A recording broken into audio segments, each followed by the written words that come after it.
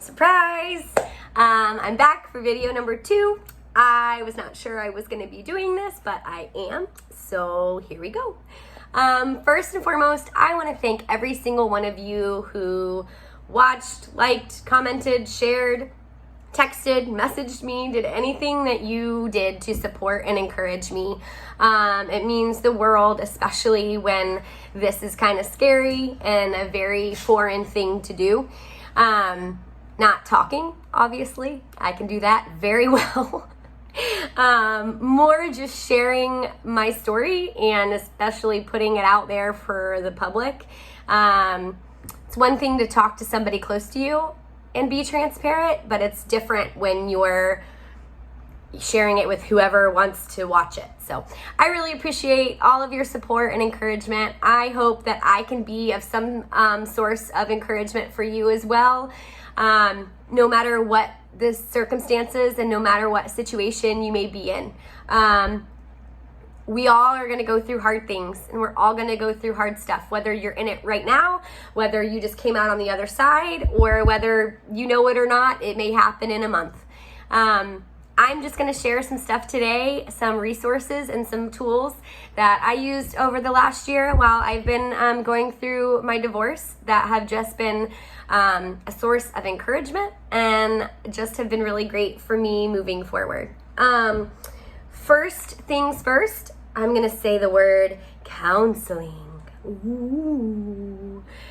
I cannot understand the stigma against counseling. I don't understand why people think that it's so terrible for people to go and be healthy and talk about their feelings and talk about to get their minds straight. I am not one of those people. I am an advocate for counseling. I think it is one of the most healthy choices you can make as an individual to go and seek help from someone who is a professional, who has been trained to help you.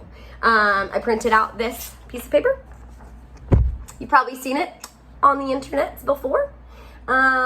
Here is us with our crazy brains that are all wrapped up. Yeah, and then here's the professional whose whole purpose is to help get all of that straight, to make understanding or to try to help you better understand your trauma and how that relates to how you are as a person now.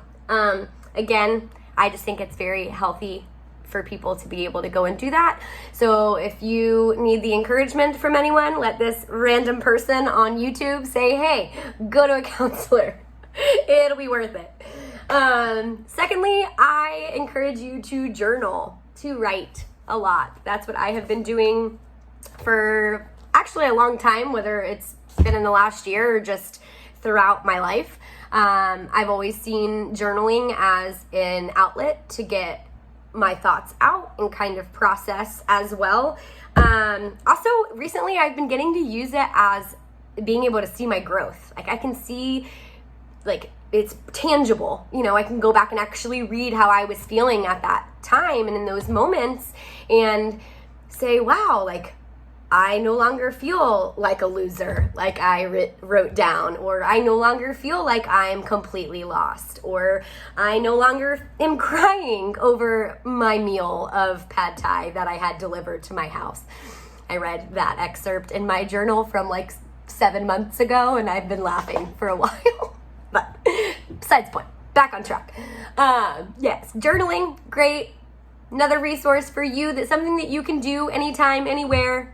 Paper, pen, write it. I have like random like things that I just stuck inside of my same journal that I've had.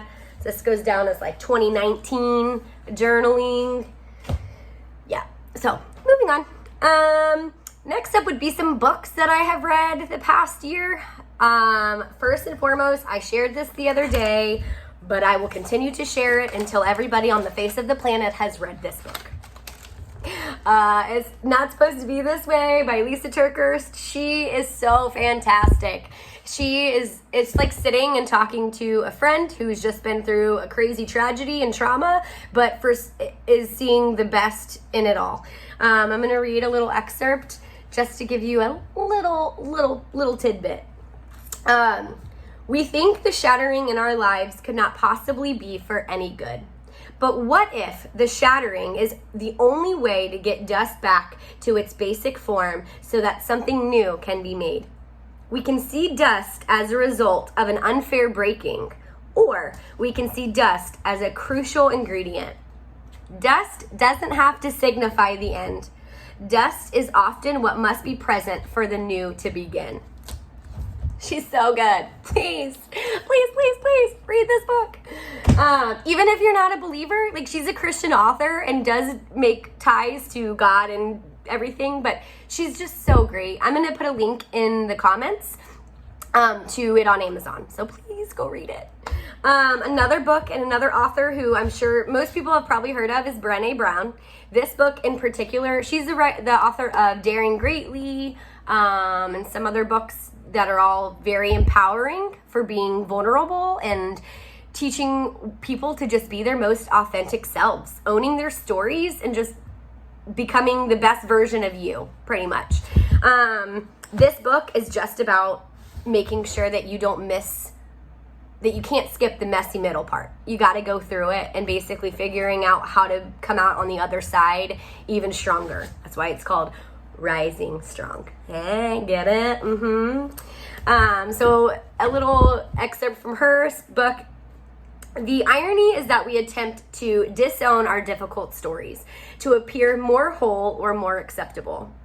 But our wholeness, even our wholeheartedness, actually depends on the integration of all of our experiences, including the falls. So, another great book, another good resource. Go read it. It's fantastic.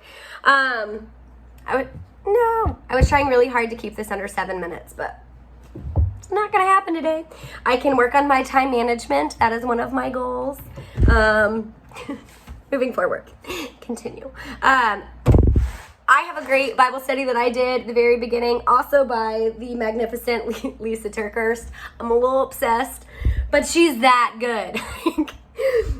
This is called Finding I Am. She went to Israel 7 different times studying and preparing for this Bible study, and it is so powerful. It's all focused on diving more into each of Jesus's I am statements. I am the bread of life. I am the vine. I am the good shepherd. I am the way, the truth, and the life. Like, she just does such a phenomenal job. But it's also just makes you, I don't know how to explain it. You need to go read it. I'm freaking out about time because I'm trying really hard not to bore people. I actually think that was my last one.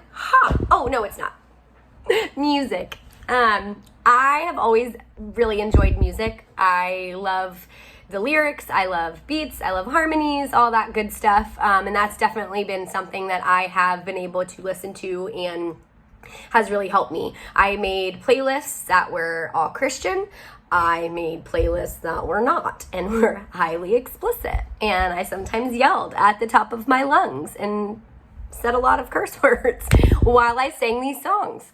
But I did add a playlist on YouTube that you can find. It has about 35 songs on it, and it's just kind of a mix of some of my favorites. None of them are explicit, I don't think. But give them a listen. It's just meant to be an encouraging, uplifting playlist, but it's there. I don't know what I'm going to do next. I don't know what I'm going to share next, but this week I just wanted to share some good resources, and I hope you guys have a wonderful week. Thank you for watching. I ended under 10 minutes, and I'm going to count that as a win. It wasn't 7, but it was almost 10. All right. I'll do better next time, maybe. Okay, have a good day. Bye.